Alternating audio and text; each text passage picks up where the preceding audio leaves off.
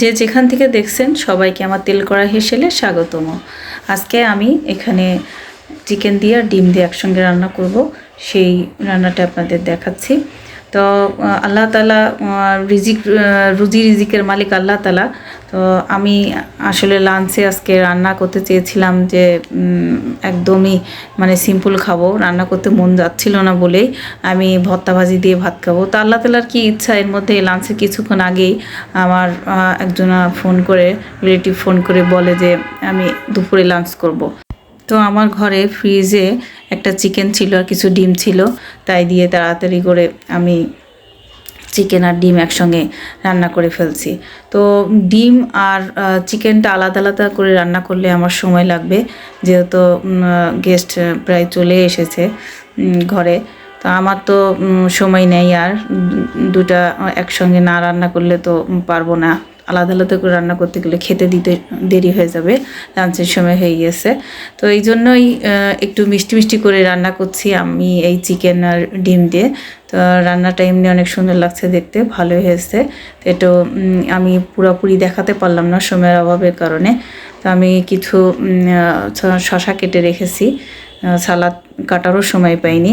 তো যেহেতু গেস্ট আসবে, গেস্ট মানে হচ্ছে পোলাও না হলে হয় না গেস্টের জন্য, তাই আবার পোলাওটা রান্না করতে শুরু করলাম। তো পোলাও রান্না করতে তো বেশি সময় লাগবে না, সেই জন্য পোলাও রান্না করলে বাচ্চারাও খাবে, বাচ্চারাও মজা পাবে। তা আল্লাহ তাআলার কি ইচ্ছা যে এই গেস্টের ওসিলায় আমাদের রিজিকে আল্লাহ এই পোলাও আর গোশ রেখেছেন, আমরাও সেই জন্য এই ওসিলায় ভালো খাবারটা আমাদের আজকে করা হয়ে গেল। তা আসলেও সব কিছুই আল্লাহ তাআলার ইচ্ছা, আল্লাহ তাআলার ইচ্ছা ছাড়া কোনো কিছুই হয় না। তো আমার পোলাওটা অলমোস্ট হয়ে গিয়েছে। আমি এখন খাবার পরিবেশন করব, টেবিলে সার্ভ করে দেব।